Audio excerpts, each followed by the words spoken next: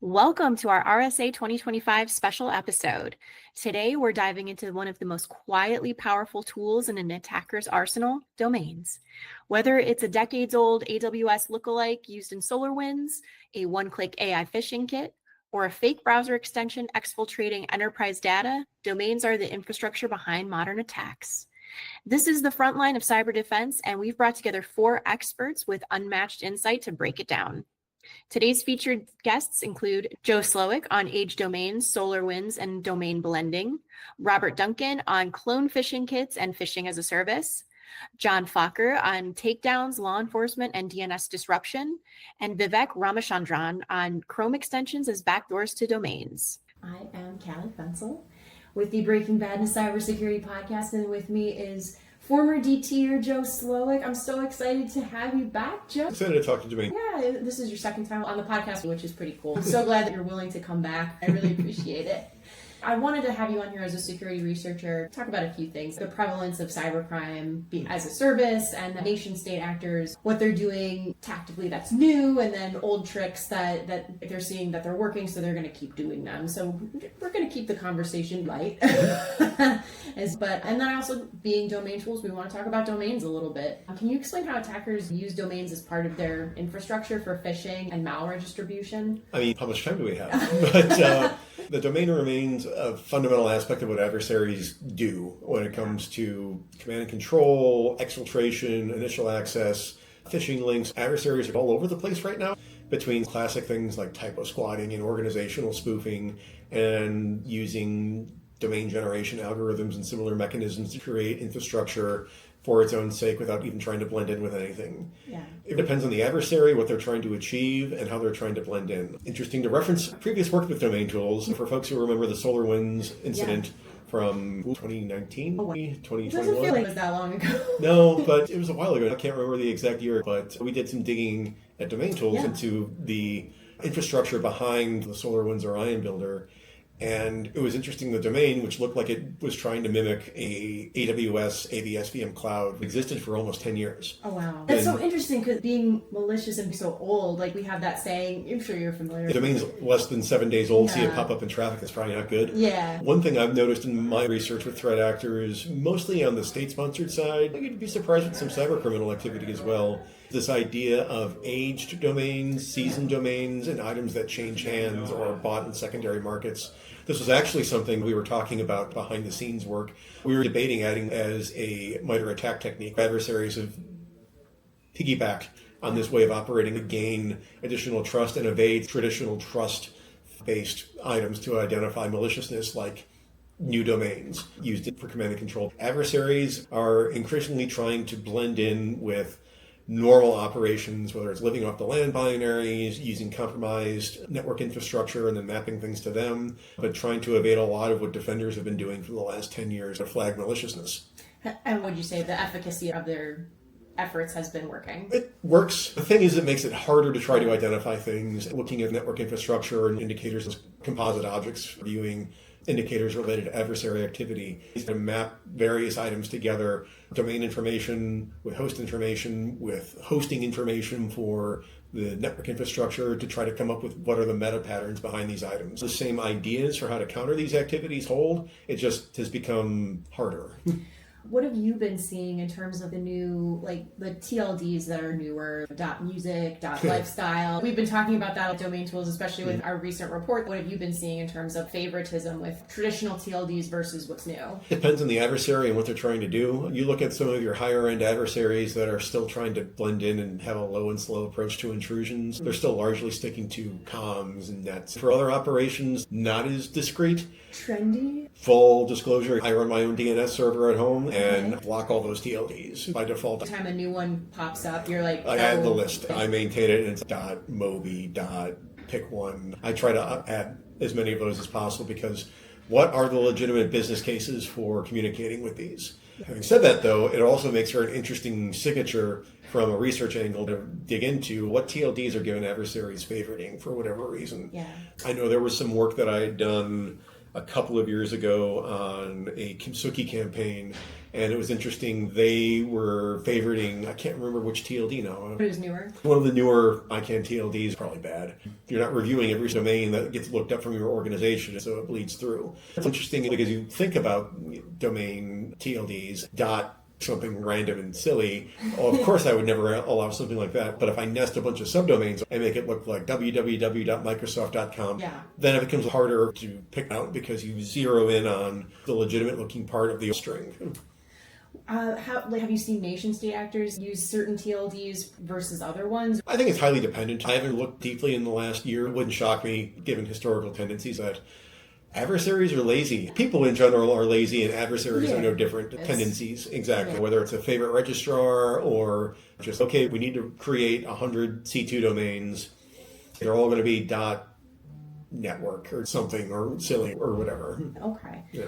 And you talk about the work that you've done in the past year on the podcast. What have you been working on? Over the last year and a half, I was with the MITRE Corporation and doing a lot of work on the MITRE attack framework. Okay. One of the things we were trying to do, and I think we've been getting closer to, is that for those who are not aware, MITRE attack is a framework that tries to capture behavioral elements of adversary operations at a specific level to be relevant, but at a general enough level to be applicable to a variety of ways of implementing that behavior. Traditionally good for on-host actions, but not as good for capturing network infrastructure tendencies. I hope the framework is able to move forward on that, because I think extending the ability to classify adversary operations, we do a really good job of that when it comes to how adversaries move laterally in code execution and capture credentials. It would be nice if there was also a similar way of tagging and labeling things, like this adversary uses compromised infrastructure, hosting domains registered through a free service provider, and leverages name masquerading to capture those techniques as well. Yeah, and that was something else. When you brought up name servers, it made me think of our report where they have favorite name servers too. Is that more of a habitual thing? Like, I've used this before and it's gotten me these results, I'm going to do that again to get the same results or better results? Yeah, it depends on the circumstances, but it also comes down to who are the providers, the registrars, and the entities that don't ask too many questions. And where can I just create a bunch of infrastructure without having to do a lot of work and can do so cheaply or pay with Bitcoin or similar? Why don't they ask questions? Is it the business model? I want business. This is business, and money is money, and that's. If you talk to any analyst in the space that looks at network infrastructure, they'll tell you who are the main players. It shifts over time as well. Privacy focused, discrete, no questions asked, tend to accept cryptocurrencies for payment or don't require payment at all for short periods. And analysts are aware of who those entities are. The problem is lots of things that go through those entities, so it's not just alert at anything from them. You find yourself trading spammy advertisements the same as an APT intrusion campaign, and that's not sustainable. Can I pivot back to domains for a bit? Awesome. Notable cases where domains were used for significant cyber attacks. SolarWinds is a great example, but more contemporary one. There are definitely entities that are still operating in a space where they leverage a lot of custom infrastructure. Kimsuki is an example. One of the North Korean threat clusters is engaged in espionage using job phishing lures. Gameradon is a Russian entity that favors using lots of infrastructure. We've seen adversaries shift here like Volt Typhoon or similar high-end entities really don't use, or at least not in reported information, domains as much as they use compromised network infrastructure from third parties. And like someone's home router or some small business's firewall or something similar in order to create botnets for communication purposes. And that's been a trend that's been going on for a couple of years now, and it seems like it's picking up. What I'm curious is, because we've seen shifts in the threat landscape go back 10 years, and there was a lot of server-side exploitation, then a shift to phishing activities being a primary mechanism for initial access. If you look at the Verizon DVR this year, you see that exploitation has now overtaken phishing, at least in their data, as a primary means of gaining initial access through both application and device compromise. So from a network infrastructure perspective, I think we've seen a shift for certain types of adversaries moving away from adversary-owned and operated domain registration. Some adversaries, not all. Scattered Spider is a very good exception, which we can come back to momentarily. Yeah, let's do that. For some of these adversaries, I'm really curious that if we take a look 3 years from now, if we're going to see a shift back that as defenders either catch up by becoming better at locking down devices to avoid them becoming part of botnets, if we see a move back to adversaries using things like bulletproof hosting providers for domain similars or other items as part of C2 traffic. So it's interesting on some of the high-end state-sponsored campaigns. that they're generally using infrastructure they steal as opposed to infrastructure they own. Yeah. It'll be curious a few years from now if that trend still holds or if we see a reaction back as things catch up. In the meantime, plenty of entities like Kimsuki, Ameridon, Scattered Spider, and SMS phishing entities basically create an excellent rule for hunting down malicious domains, just looking at anything registered with a -octa attached for spoofing, single sign-on portals, and similar items. These entities engage in SMS-based phishing and similar that are just trying to spoof a legitimate logon portal to try to capture a two-factor authentication attempt and replay it against the legitimate infrastructure. That is happening a lot. And these entities are making money, so it must be working. Yeah, for sure. When you talk, coming back to what you had mentioned about the stolen router and everything, that seems interesting to me that they would want to use something they don't own. They have less control, but it doesn't seem to matter to them. Not really, because we're not talking about tens of nodes, but rather hundreds or thousands through which traffic is routed in a semi-random fashion between adversary and endpoint. They might not control a single endpoint completely, but they have enough items and they're bouncing between enough of them as one node drops out just to replace it effectively. Mm-hmm. It's made things like traditional domain research or NetFlow research and other sorts of items really hard to engage in effectively because it does muddle things. But at the same time, if you have the right visibility to understand where traffic is going in your environment and can identify that, hey, this IP is associated with a residential IP address range associated with an ISP, that's weird, depending upon what that traffic is. Being able to do that level of enrichment and highlighting is still key. So there's still questions to answer. They are maybe different questions right now, but those questions can certainly come right back to where they were a year or 5 years ago. Similar to macro-enabled documents, fall off for a while, come back a couple of years ago as a prominent factor for adversary operations, and now disappeared again as Microsoft made macros off by default.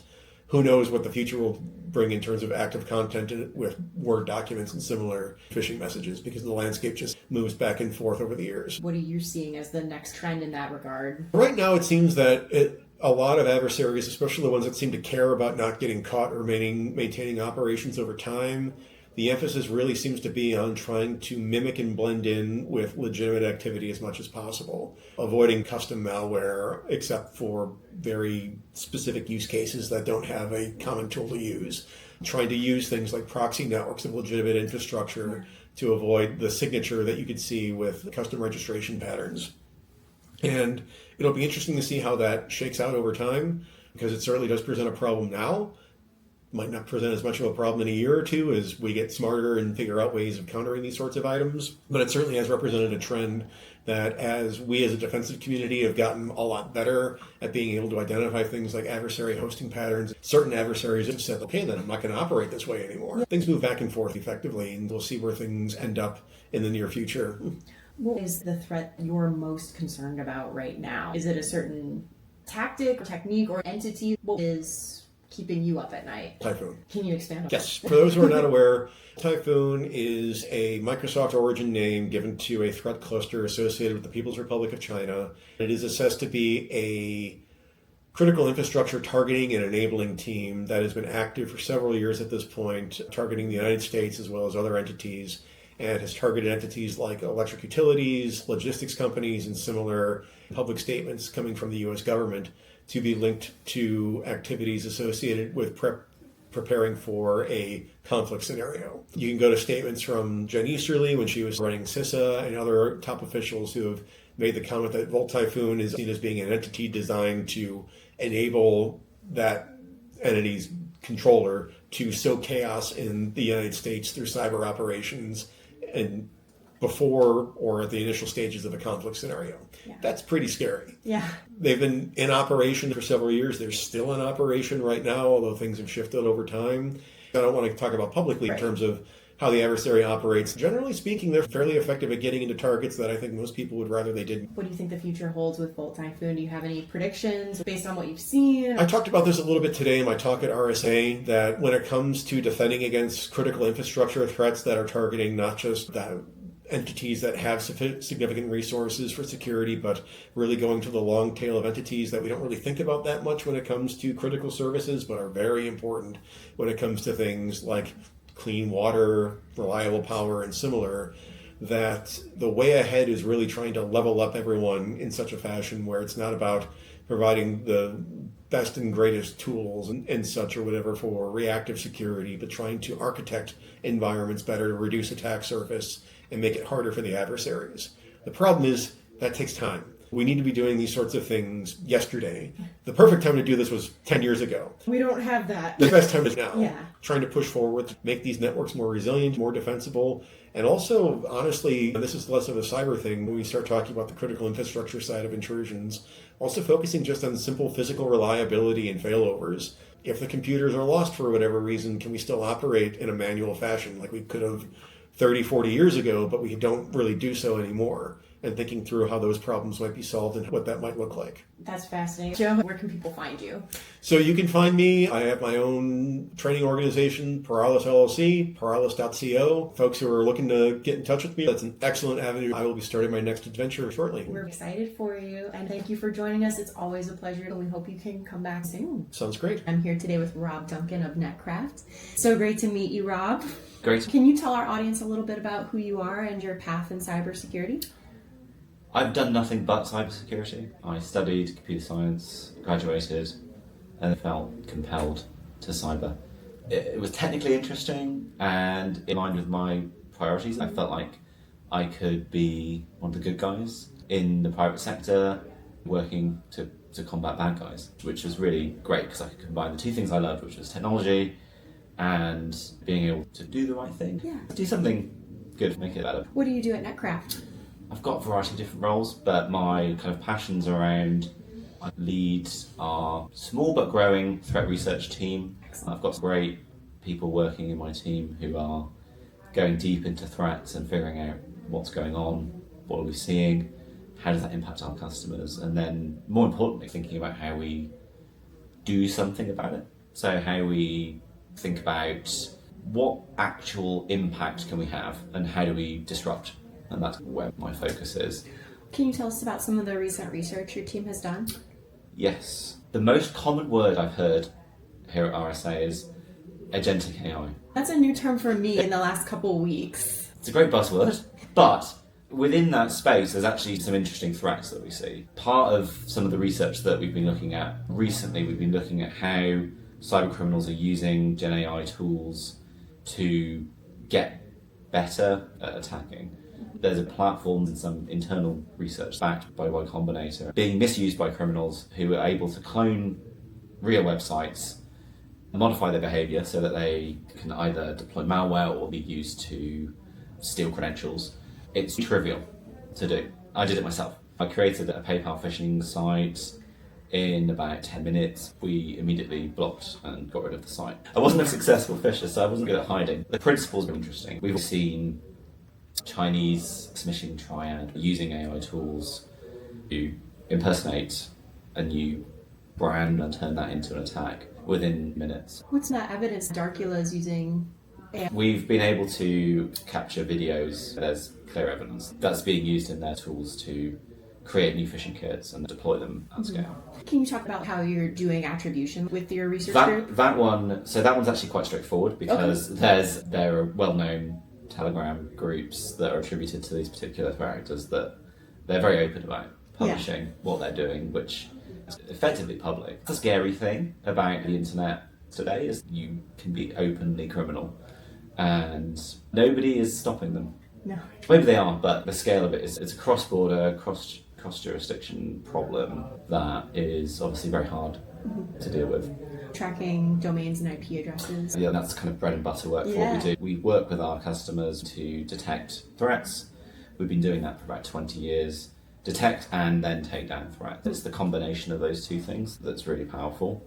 An interesting framing that I often hear is, what's the point of doing takedowns? Isn't it a whack-a-mole process? To some extent, you have to embrace that process. You can change the odds in your favour by turning the game into multiplayer whack-a-mole. You've got a whole army of people and technology to do that. Over time, you can disrupt activity by making it frustrating to be a threat actor. And that's how we operate and build disincentives. Yeah. For that. Can you give examples of how you've frustrated threat actors? One of my proudest moments, I've been here 15 years, is when we found underground criminal forum activity complaining about us.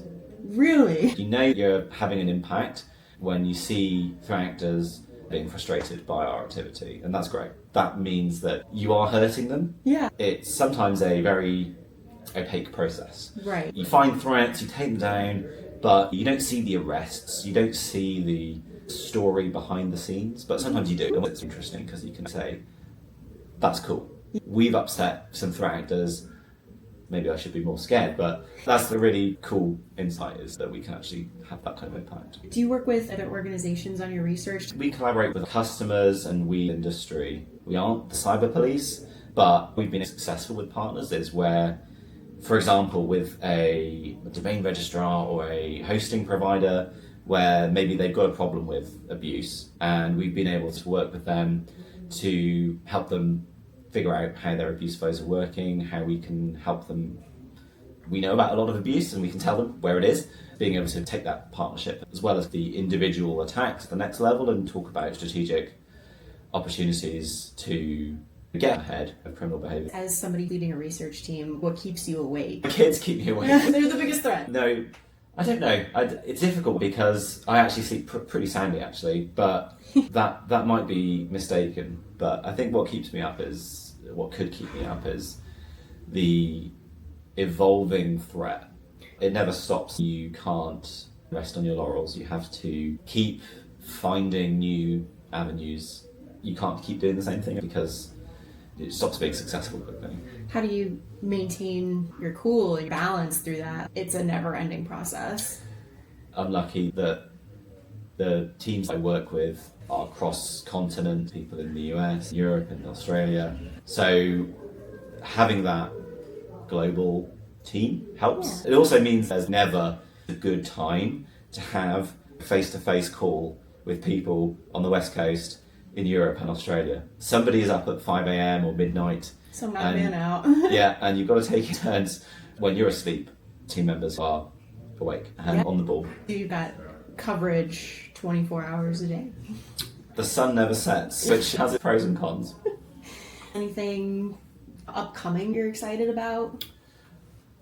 I don't know whether I was excited or whether I should be scared, but certainly some of the threats we're seeing, it's like movement away from the kind of open internet, so away from domains and IP addresses and DNS infrastructure, to attacks that are happening on platforms through SMS, RCS and other private, like one-to-one communication channels. The ability to go out threat hunting is significantly diminished because that access does not exist. These platforms are kind of peer-to-peer, they're encrypted. Yeah. You need to have a very different approach to those threats, and we've got some technology that we're working on to be in those conversations. You can think of it as a honeypot scenario where you're able to be in the conversations that you wouldn't otherwise see those threats. You can't go out finding them on the internet. They aren't there. Obviously there are lots in that space, and that's still a huge component of the work that we do, but we're certainly seeing things like grandparent scams, recruitment scams, job scams that impact our customers, but they are not on the open internet. How do you feel like the community in cybersecurity has been responding to that shift? Because it's fundamentally changing how to approach the problem. There's a similar problem in the DNS space, like you can think about DNS over HTTPS and DNS over TLS, and changing behavior means that encrypted SNI for connections, changing behavior in terms of observability of traffic and how you think about things. There's a different environment in enterprise, endpoint protection, whereas for consumers, visibility into that space is likely to decrease and needs attention. What do you think the future looks like in that regard? It looks like today, but I find it easier to think about what does the future look like. Could I have predicted today a year ago or 5 years ago? That's a great question. I don't know if I could. Everything stays the same but changes at the same time. Actors are still motivated. The mechanisms they use may change. That's part of the game. I've been doing this 15 years. I've got colleagues who've been doing this for 20 plus years. The mechanisms change, but the fundamental behavior doesn't. AI is an interesting thing. That's something that I think is going to accelerate, not necessarily change, but accelerate how crime is happening on the internet. It makes it easy. Yeah. Which is similar to other technologies in the past, but it's a step change in how easy it is. And then the flip side is it gives defenders new capabilities, and it's finding that balance of use. No organisation can justify employing the actual number of people required to do the problem space because it's not economic. You could infinitely hire and not solve the problem. There are some opportunities to use AI to shift some of the burden away from people to machines, and doesn't take away the people, but it augments, and that's an interesting way of thinking about the problem. Do you think it makes cybercrime as a service easier? Absolutely. Cybercrime, phishing as a service platforms that we're looking at, it absolutely makes them very accessible. You do not need any technical skill to be successful in that space. You can steal credentials. The way I did it, and it took me a couple of minutes, it was very much, here's the site I want to impersonate, here's where I want to send the credentials to my Telegram bot. That is easy. Yeah. And maybe I'm slightly biased, I'm a computer scientist, but it is. I've got a 6-year-old, and I think in a year or so, he would be able to do that. Yeah. That's scary. You can have a side gig. I'm thinking about the level of expertise you need rapidly diminishing, which is great. You want technology accessible and not limited to people who've spent their lives studying it, but it's pretty terrifying that it's that easy. We at Domain Tools made a prediction, I think it was maybe 2 years ago, that cybercrime as a service would increase amongst people who are not technical based on the economy. And I think we're seeing that on the global scale from the US side. When it looks like there will be a recession, the prediction was cybercrime will increase because it's an easy entry, especially now. What are your thoughts on that? That's interesting. Some types of crime we're tracking you can attribute to what was in Southeast Asia, in kind of scam compounds. That's not limited to Southeast Asia. It's a very appealing job in many markets that pays more than legitimate work. From the behaviour we see, think about who's impacted and where the victims are. I've been involved in framing this as a national security problem. Victims are in Europe and North America and other developed nations like Australia and New Zealand, and they are being targeted and money's being stolen left and centre. Where's the money going? Mm-hmm. If we're thinking about financial crimes like phishing for credentials or financially motivated cybercrime, it turns back into money, whether that's crypto or traditional finance, and millions of dollars is being stolen from Americans every year. And if you've read the FBI, the IC3 most recent report for 2024, that's gone up again, and it's significant because those types of scams, there's no boundaries, like especially if they're using crypto, there's very few controls in place to make those less impactful right now. And I think there's clear evidence that some countries are doing better jobs than others, where scam numbers are going down in Australia and they're going up in the US. And I think that's because different nations have got different priorities for how they deal with that type of threat. For sure. What about nation-state actors? Thoughts on how they're playing into cybercrime today? Most of the work and research we do is financially motivated cybercrime. When you're into the nation-state space, you've got different considerations, and they're not obviously not necessarily they're not motivated by money, but maybe apart from the kind of North Korean actors. But that's like a very different space to where most of my experience is, and so I can certainly be appropriately worried about those, but it's certainly something that works in a different set of incentives and behaviours. Do you do a lot with pig butchering campaigns? We run a network of bots or personas acting like a honeypot for scams. We receive scam messages, like text messages for example, and then we continue a conversation. So we can use Gen AI tools that we've been lucky to have in the last couple of years to continue conversations and get actionable intel from that. So it's great that you've got the start of a conversation. You don't actually know at the start of a scam conversation where it's going. Often they will start with a hi, and you don't know what's going on until you get to the end of the scam.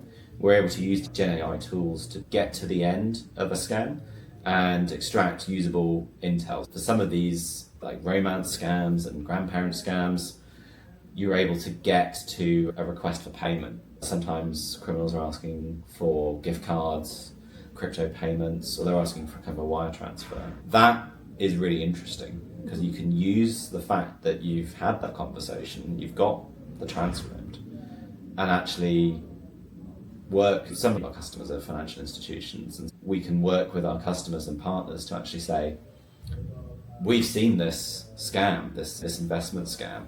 The culmination of that scam was they asked us to make a payment to this mule account.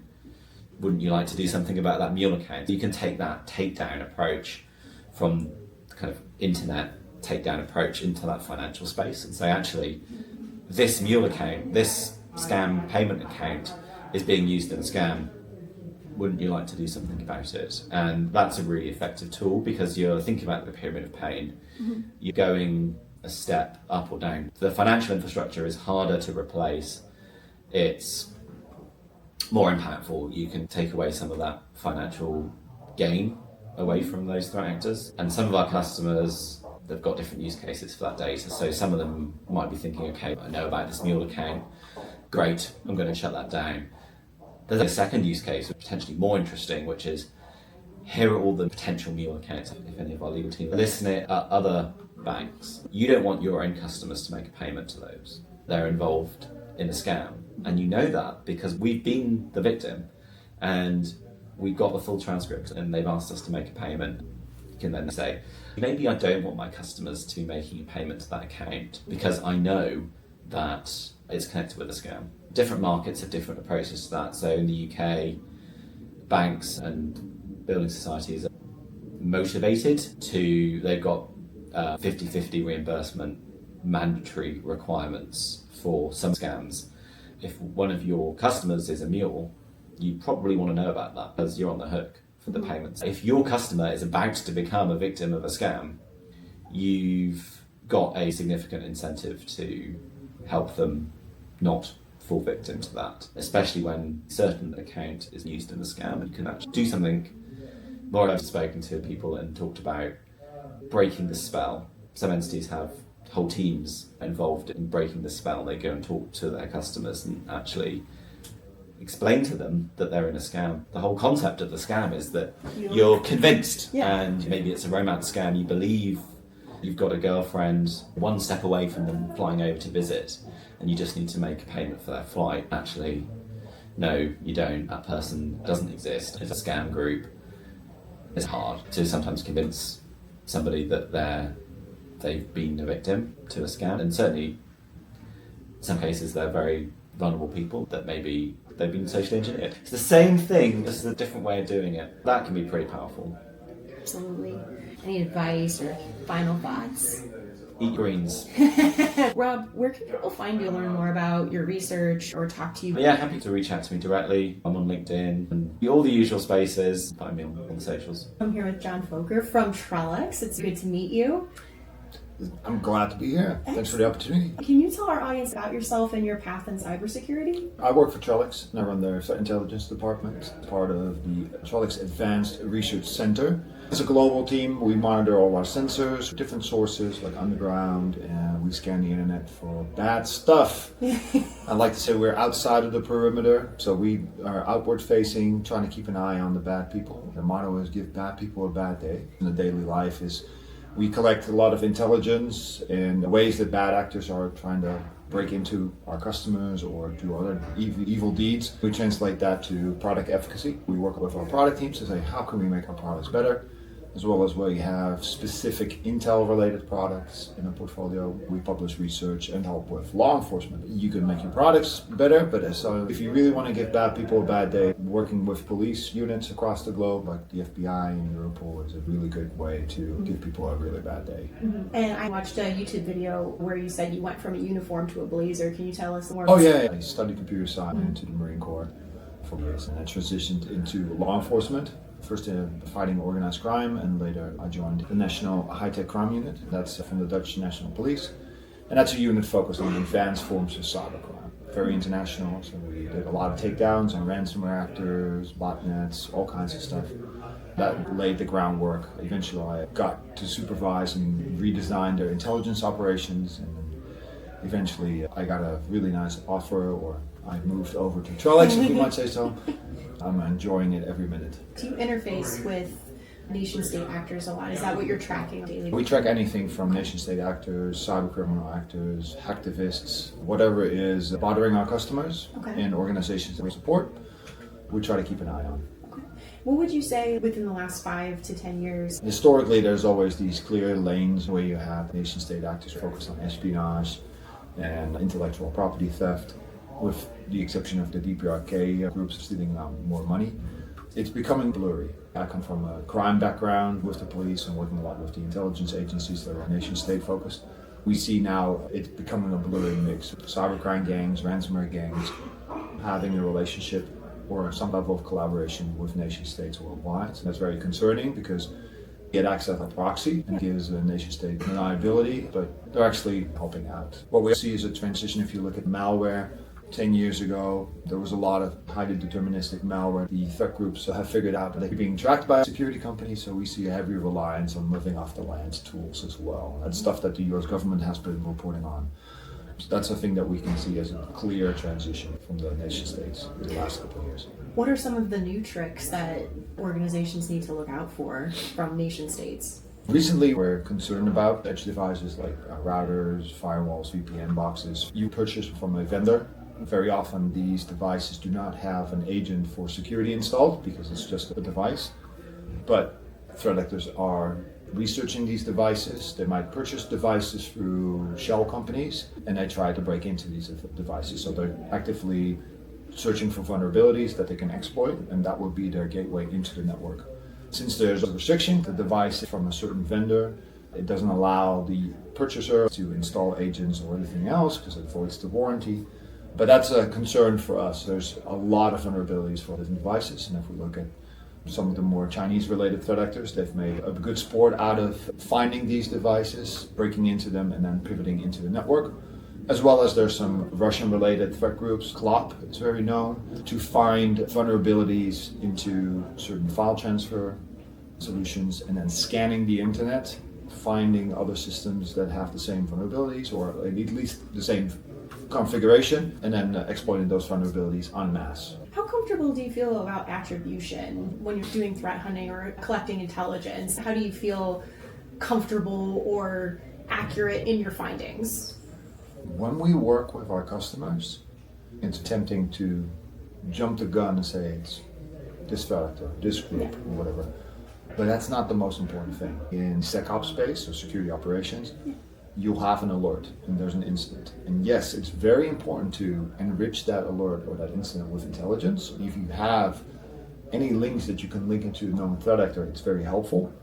But it's part of the process, not the goal. We're trying to leverage more operational intelligence towards our end users. Let's say there's an alert for one tool being used in a customer's network. And we have seen that tool usage to 3 different threat groups. And for us, it's more important not to tell you the 3 different threat groups, but what are the common tools that these groups use to get to their objective? Then we can give that back to the customer and they can start hunting for these tools. It narrows down. Eventually the outcome could be that they can attribute things. And very often it's also there's cases that you cannot actively attribute things because you don't have enough information. A full attribution is difficult, things we do with law enforcement, but I think it's important because you have a response is different if you're faced with a nation state actor versus just some script kiddie. Yeah. But it's not the goal of your investigation, it's an outcome. That's a good point. How do you explain that to a board or the public that wants to point a finger? Everybody wants to know who stole their wallet, but to protect an organization, how do you prevent it from happening again? It's more important. Putting your wallet in a different pocket, they can't take it. That is the number one thing organizations need to understand. And that's what our practitioners understand. The outcome could be, that was the person that steals my wallet. And you will get to that point, no doubt, but it's in human nature in jumping to conclusions and doing things. And how many times, I don't know, in your own life, have you had cases where something happened and you jump to conclusions and then later on you're like, yeah, it was slightly different than I thought, and then you have to backtrack or even apologize. Whereas if you do more of a reduction exercise in your head, okay, let's say it's my keys. Did I left them on the table? Do I have them in my pocket? Are they still in my car? Where are they? And inevitably you come to your answer. It could be that your friend has them or you left them somewhere else. As a leader in threat intelligence, what keeps you up at night? What are you most concerned about right now? Nothing. And everything. I like to think that I keep other people up at night. Yeah, that's our goal. We need to make sure that we're on top of folks. And if we can stay either one step ahead or they have a feeling that they need to watch their step because we're looking. And that, I'm not talking about only me, but for the whole industry, that we as an industry keep close tabs on folks, then we should not have trouble sleeping at night. Perfect. But we need to make sure that the other people will stay awake. How would you elaborate on that? Like, how do you go about doing that with your team? We have a tremendous presence in the underground, engaged with threat actors and also with our partners. Similar to domain tools has, scanning the internet, finding malicious infrastructure, working with providers to take it down. That is basically putting your adversary on the back foot. You're forcing them against the wall. That gives us an advantage. That's the attitude that we need to have. If we're only playing defense, and sometimes we say offense and we interpret that as breaking into systems. No, but it's with the tools that we have, making it harder for threat actors to achieve their goals and making sure they're busier than we need to be. When you say it's an ongoing process, how do you deal with fatigue with your team? It can be daunting. The morale can be low. How do you mitigate that? There's always a big mission on Friday afternoon and there's a hospital involved. Finding a work-life balance in our industry is difficult. It's not only our industry, it could be if you're in law enforcement or in medical services or in the fire department. I can see with all our researchers and a lot of people in our industry it's almost like a higher calling. Yeah. So you have to really, as a leader, pump the brakes sometimes. There's a fear of missing out. It's very tempting when something happens for everybody to jump on real quick and work impossible hours. I've seen that firsthand. You break people down. Sometimes you need to work a little bit extra, but then very soon build into a routine that you can sustain. This is not a sprint. It's a marathon, so we need to deal it as a marathon. And that makes sure that you have a team, that you can follow the sun, that have a healthy work-life balance. Everybody has their hobbies, and that people are allowed to switch off. Excellent. And so Alex had just published a report, correct? Yeah. Can you tell me a little bit about the contents and the analyses included? Yeah, we publish our threat report twice a year. And what we do is we take from multiple angles, we look at the threat landscape. A major part is we have hundreds of millions of sensors globally. We look at what is detected on our sensors, not infected, because it's what we see happening on our endpoints, but it could also be testing and other things. But it's that activity gives us a really interesting picture of the threat landscape, or at least what is happening on our sensors. We combine that with what is reported in the industry, as well as we look at the major things on APT attacks and ransomware actors. We look at Gen AI, that's a major topic. So 2 years ago when generative AI became mainstream with ChatGPT, we were like, okay, this is interesting. And it's like we're all in a race now, and we're at the start line, and not only we are at that same start line, but the criminals are there, the regulators and our customers, and we're all running this AI race. The rules are being made along the way, and then I feel it as our responsibility as a security vendor to say, okay, but we need to keep a close eye on what cyber criminals are doing with AI. That's also a staple within our threat report. What would be the biggest findings from the report that people would be interested in? We have a really interesting article on China. We deep dive on some of the Chinese threat actors. We zoom in on Blackbuster, because that was one of the highlights for us, as well as Gen AI, the Gen AI stuff that we see. I think that's a pivotal thing, because you can see it here, everybody's talking about solutions, but for us it's also when we keep a close eye on it, because it's an innovation, how are threat actors leveraging this? Can we see any indication that it's a transformative thing? What I mean by that is the complete kill chain is overhauled and there's a completely new attack type happening. But the voice clone, there's some interesting voice cloning articles through Gen AI and reports worth checking out. Like when you say voice cloning, people pretending to be other people. Yeah, there's voice cloning services. So you can clone voices, pretend you're somewhere else. Think about that as a scamming way. Okay, and is that mostly used by cyber criminals or nation state actors? It could be nation state actors, but these were services advertised on cyber criminal forums. So we assume that the primary users are cyber criminals. Does the report have anything about cybercrime as a service rising or efficiency of cybercrime? Do you have any opinions about cybercrime as a service? Yeah, from the Russian underground, the more hardcore ones. As a service, we see ransomware as a service, obviously, and there's malware as a service for info stealers and things like that. That's still a constant factor. What we do see is that the ransomware as a service moved to a certain sub-area. Cyber criminals are still offering their own services. Instead of a hierarchy, it's more network based. You're really good at. I have something that I'm good at. And then in order for us to commit the crime, I am dependent on your service. Maybe you're doing bulletproof hosting.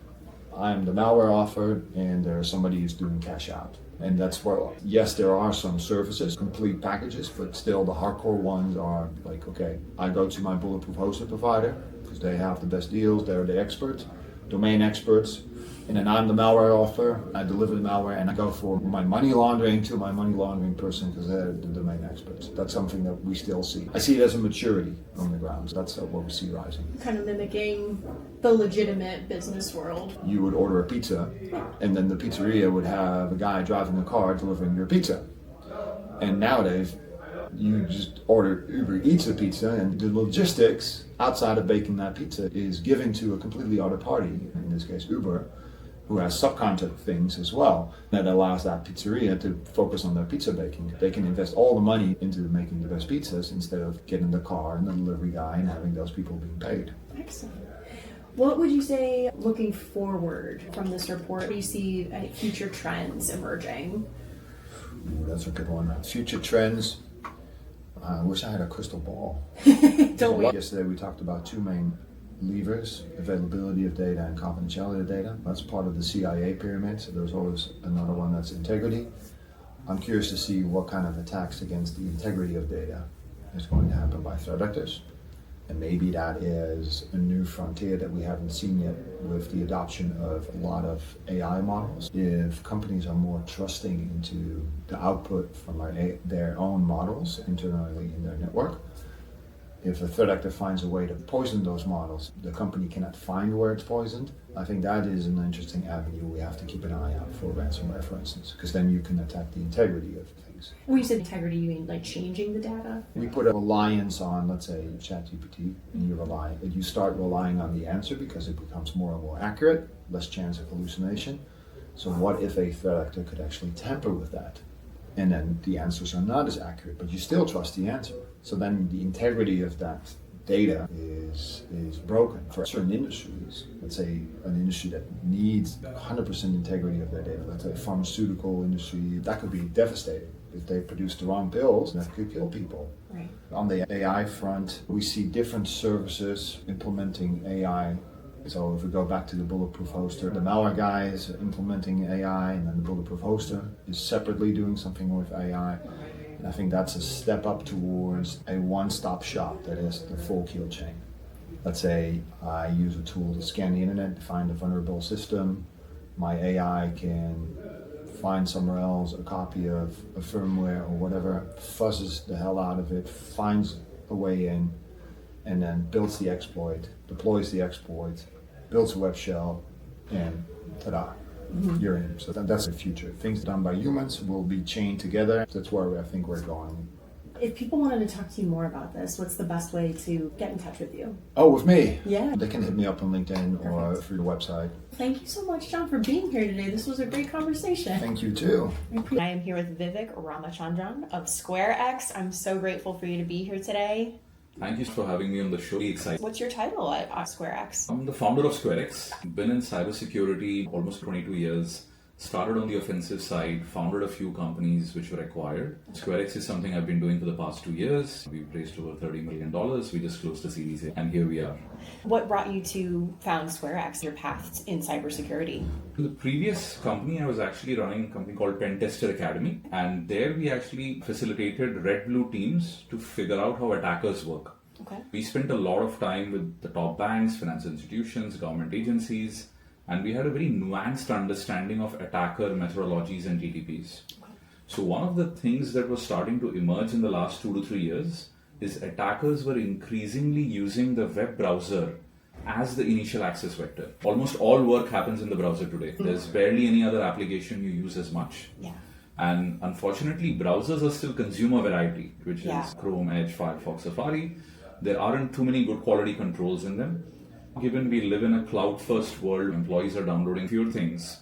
Attackers are starting to build browser-native attacks where something might not even hop onto the endpoint, which means your EDRs and all of that might not light up. Right. We spend a lot of research time trying to figure out, can we really even build something which is browser-native, browser first-class citizen, maybe as a browser extension to make it seamless. We spent a couple of months in research, figured out this could be done in a scalable, granular way. That led to the founding of SquareX. It's interesting you mentioned the browser element because with domain tools investigations with our research, we just talked about AI slop used to create extensions in browsers that could be malicious, confuse people. What are your thoughts? Browser extensions are akin to untrusted executables running on the endpoint. For a very long time, people managed to go ahead, nail that down, say you can't run untrusted executables. But the same thing is now happening in the extension world.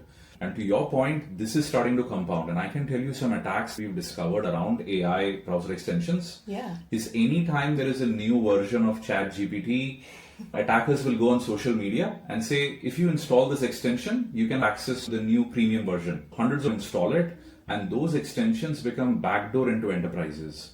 Attackers have figured out that the browser is a really weak vector that they can keep exploiting, and extensions are a way literally to take control of the whole browser. Is browser extensions as an attack vector a newer function, would you say, or is it an old trick that is becoming popular again? So I think it's an old trick which is becoming popular more now, simply because attackers are finding it difficult to have malware, ransomware downloaded. Right? Security awareness is increasing. Most EDR vendors lock things down where you can't run untrusted executables. The bar is going higher, and probably in some time only nation-state attackers might be able to get really high-quality malware, ransomware down to the endpoint. So this is really where, if you look at the other attackers, what are they left with? Right. And what is the sweet spot not secured by the enterprise, the browser? Now, why browser extensions? Yeah. Simply because browser extensions have the power to read all data in the browser. Every single page. Grammarly, an extension everybody loves. Or hates. Grammarly is a simple grammar checking extension, has access to every single page, can change data, actually sends all that data back to their servers to go ahead and do all of those good quality checks. Yeah. Now, which basically means Grammarly could actually be a data exfiltration tool. If somebody created a fake version of Grammarly, put it up on the store, somehow managed to get you to install it. This is really where browser extensions, given the sheer power they have, not just to read, write pages, but to send arbitrary data. In some cases, they can even talk to local executables using something called native communication. They are extremely performant in taking control of every aspect of the browser. And this is where attackers are increasingly using browser extensions, because most of us look at extensions as lightweight ad blockers, grammar checkers, and single-click install. And that's the reason why that's been a target recently. What's your opinion on browser extensions meant to save money for the consumer, like the Honey browser extension? I think browser extensions have value. They have a vantage point of what the user is doing, so they can help with free coupons. The tricky part is there is no easy way for enterprises to decide what to whitelist and blacklist. I think we've heard about attacks where the Honey app probably going ahead and sending a lot more data than it should. Attackers are creating clone extensions, similar coupon giving extensions. So it's similar to the EXE world. You want to be able to install Microsoft Word locally, but you want to make sure that you don't end up installing malware or ransomware. I think this is the same problem in the browser world, which is how do you differentiate between a good or a bad extension? Now, folks rely on the Chrome store And the Chrome store does have a publisher attribute. Unfortunately, they do not do any security or background checks, which basically means all they're looking at is the code sanity from their basic checks perspective. Is that validated? And if it is, the extension is live. Most enterprises think there's security vetting, but that isn't happening. I also wanted to talk about the nation state actors. What other tricks are something to look out for from the nation states? What are they doing now that's different than 5 or 10 years ago? What we've been seeing is a lot of change in the way nation state attackers are targeting enterprises. So let's start with the endpoint. So EDRs and XDRs have been good at picking up EXEs. Lately, what we are starting to see is nation state attackers are starting to use configuration files to exploit things on the endpoint. The best example is the Midnight Blizzard attack. Okay. That's a big one. Everybody's talking about it. Possibly Russian state actors is what Microsoft reports at this point. Okay. And the way that works is they send victims an RDP configuration file, and that file has a directive to map local drives to the attacker's remote drive so that you can copy out that data. Now, EDRs don't pick it up simply because RDP config files are just text files. What really executes it on the endpoint is the trusted RDP process, the Microsoft signed process. EDRs don't really look at it and say something bad is happening. This is something we are seeing as an increasing trend. Now, when it comes to the cloud, web application, client-side security and all of that, secure web gateways and SASE SSE have been guards for a long time. The promise was that you could end up seeing all your traffic to them. Yeah. They would clean it, scrub it, send it to the final destination. Yeah.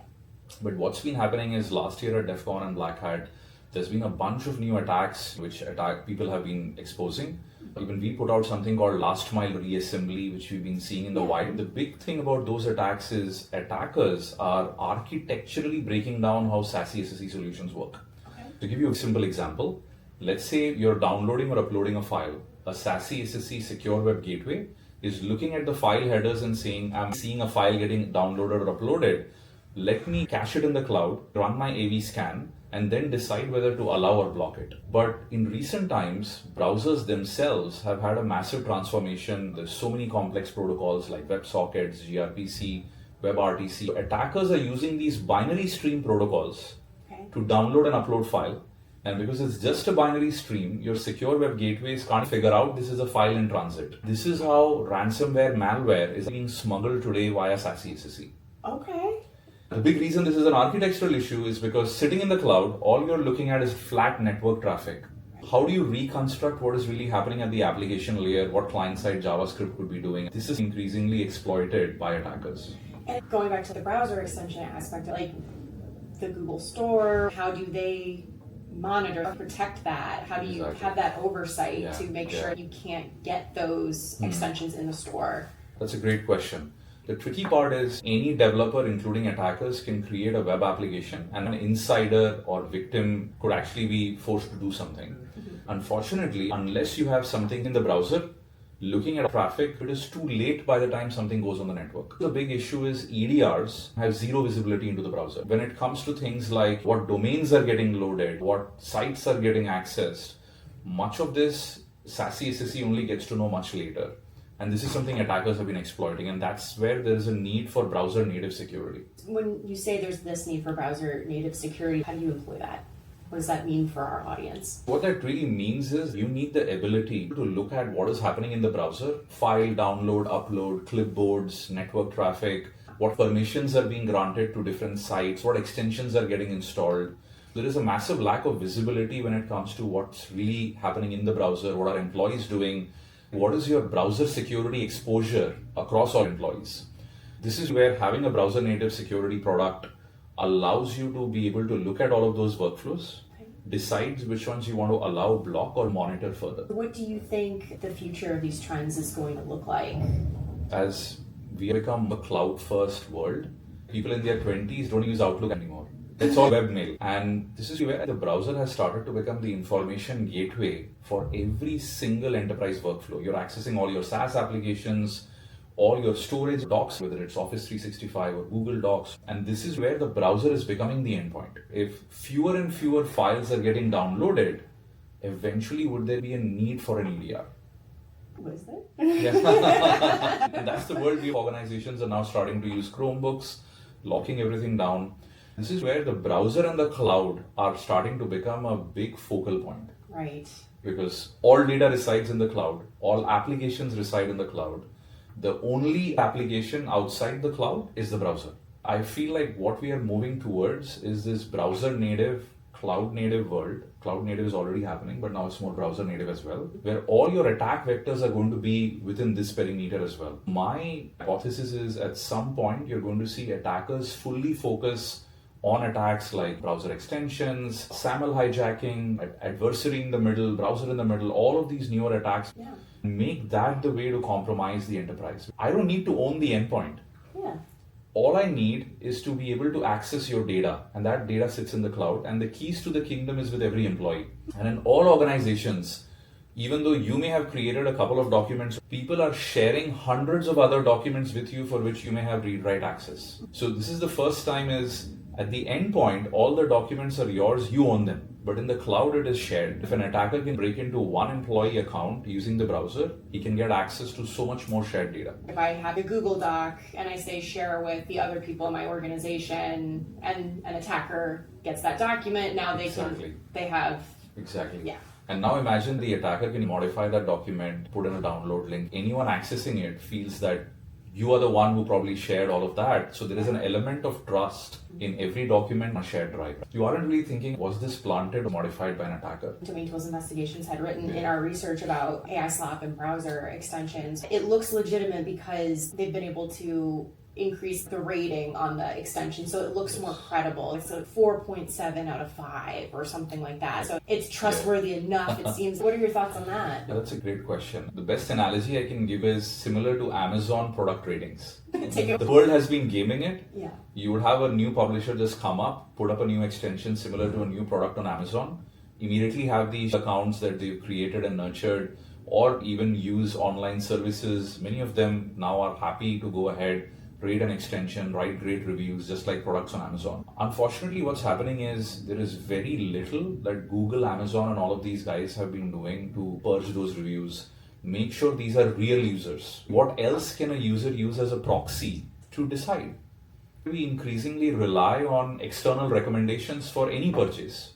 And if you first time that you're seeing a product or an extension, the only recommendation you can rely on is reviews, ratings. And you're right. And this is the unfortunate bit, is it's easy to make something look trustworthy by gaming the ratings. Nothing has really replaced that in the last 20 years. There is no other way for a user to figure things out. What's going to make this worse is AI, LLM generated content. There was a time when you would read a review and be like, this clearly looks like a fake review. It's not grammatical, it's not talking about the product, it's just saying this is an amazing product, go use it. But what does it take for a scammer to use an LLM and write reviews which are contextually right?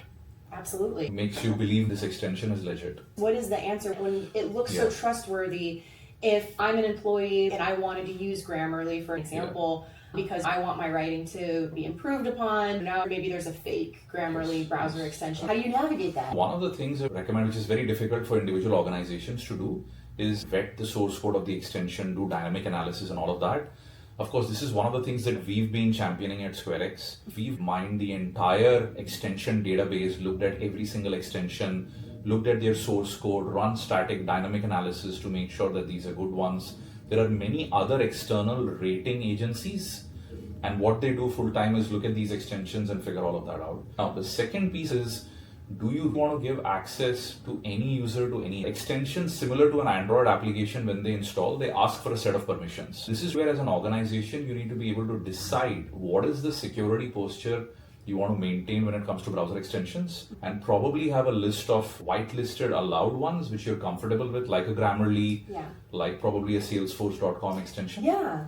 And the others, you want to be very careful, use external services or vendors or products to figure out how you can assess them. I probably should have asked this closer to the beginning, but we didn't always have browser extensions, correct? So can you give me a brief history of how that came to be? Most users want flexibility. A large part of flexibility is for third-party developers to build applications. Mm-hmm. If you look at the whole history, endpoints, let's say Windows came, eventually they said anybody could write an app. Mm-hmm. Mobile devices came in, Apple and Android said anybody could build an application.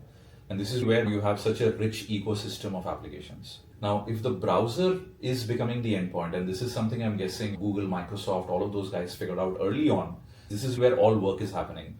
You not want the same flexibility in the browser. And this was the genesis behind why extensions were needed. Offer users a customized experience in the browser. Could you allow users to automate certain workflows? As a simple example, you're on LinkedIn, you quickly want to export a bunch of stuff or a couple of posts. You don't want to do that manually. You want automation. Similar to what Apple, Android thought, there's only so many things we can offer. There are so many micro use cases you want third-party developers to pick up. That's what happened in the browser world.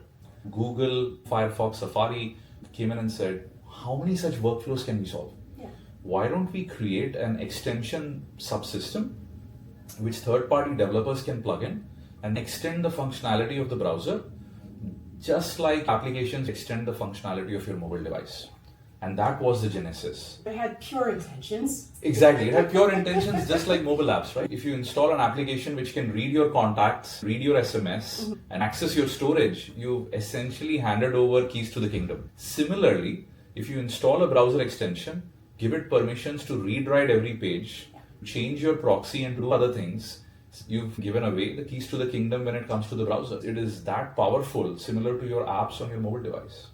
Can I come back to something you mentioned about the third parties who can look at those ratings? How come you don't hear about those entities? Yeah, great question. And how do you find them? Every industry takes time to mature, especially from a security perspective. In the early days when the iPhone came out and people were starting to applications, or at least I remember, when we were going ahead and doing security audits, there used to be applications which used to store username and password in plain text on your device, which would get synced and so many bad things would happen. It almost took 5, 7, 8 years of security maturity for Google, Apple to narrow down what apps can do and come up with best practices. When it comes to browser extensions, we are in a very early stage of that industry. So to your point, absolutely. People are starting to figure out this is an issue. But it is going to take that 3, 4, 5 year maturity cycle. Browser vendors to say, this is allowed, this is good security practice, this is where risk begins. And eventually for enterprises to start to look at the browser as essential infrastructure. Most organizations don't have managed browsers today. Just an installed consumer version, which means they lack controls. Companies like SquareX and many others are putting it out publicly. We ourselves have published a lot of new attacks when it came to browser extensions, like browser sync jacking, covered at large conferences. The whole industry is going through that early kind of renaissance where people are looking at it and saying, why aren't more folks talking about this? Why isn't this happening? The Chrome store is trying to create their own rating, but it's fairly rudimentary. I think there's going to be an evolution. Unfortunately, there's going to be a bloodbath in between where organizations realize that they're starting to get exploited with extensions. And hopefully in 4 to 5 years, we see that maturity cycle happen. Any final thoughts? Think about the browser as essential infrastructure like your endpoint and the cloud. Ignoring the browser would be a critical mistake. Attackers are increasingly using the browser as the initial attack vector. Harden the browser, manage it, figure out if browser native security makes sense for you. Thank you. Where can people find you if they had more questions? They could go to sqrx.com and put in questions. I'm fairly easy to find on LinkedIn and Twitter.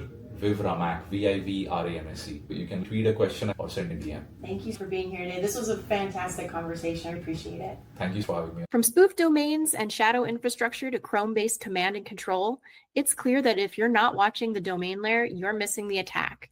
We hope today's episode helps you see domains not as passive records, but as active battlegrounds. That's about all we have for this week. You can find us on Twitter @DomainTools. All articles mentioned today will be included in our blog post, which can be found at blog.domaintools.com. Catch us every Wednesday at 9 a.m. Pacific Time. That's it for this week. We'll see you next week on Breaking Badness. Until then, remember, don't drink and click.